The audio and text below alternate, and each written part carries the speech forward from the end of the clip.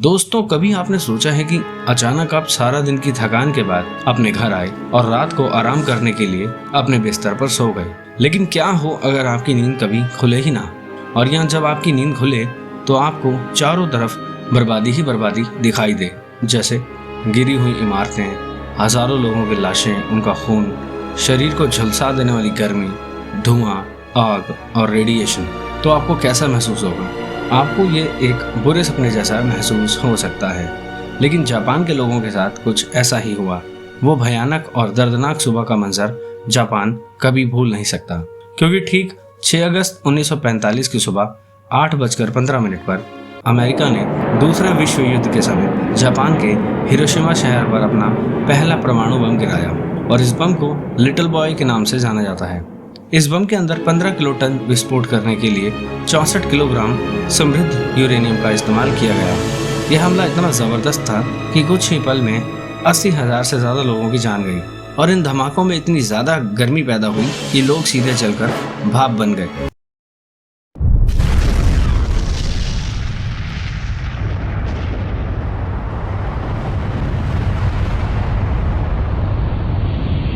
विस्फोट के कारण धुएं और गर्मी का एक ऐसा विशाल गोला आसमान में बन गया था, और एक भयानक भूकंप भी होने लगा था। 1 मिनट के भीतर ही हिरोशिमा शहर का 80% हिस्सा राख हो गया था। तबाही यही नहीं थमी, इसके बाद हजारों लोग परमाणु रेडिएशन से जुड़ी बीमारियों के चलते मारे गए।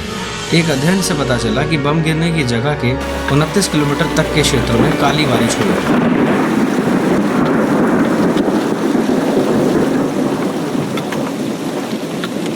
जिससे मौतें बढ़ी, और इस काली बारिश ने अपने संपर्क में आने वाली सभी चीज़ों को दूषित कर दिया। हिरोशिमा शहर में हुए परमाणु बम हमले से जापान अभी उभर भी नहीं पाया था कि अमेरिका ने 3 दिन बाद 9 अगस्त 1945 को जापान के दूसरे शहर नागासाकी पर सुबह 11 बजे दूसरा परमाणु बम गिरा दिया।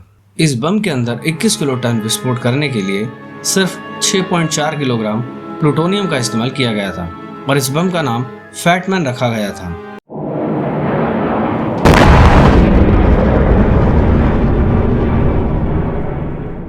यह परमाणु बम हिरोशिमा पर गिराए गए परमाणु बम से भी ज्यादा शक्तिशाली था, और इस बार 40,000 से ज्यादा लोगों की जान चली गई थी। विस्फोट के बाद कई हजारों लोग परमाणु रेडिएशन की चपेट में आए, और कई दिनों तक इन दोनों शहरों में काली बारिश होती रही। रेडिएशन की वजह से वहां के लोग विकलांग, अंधे और अपंग हो गए थे।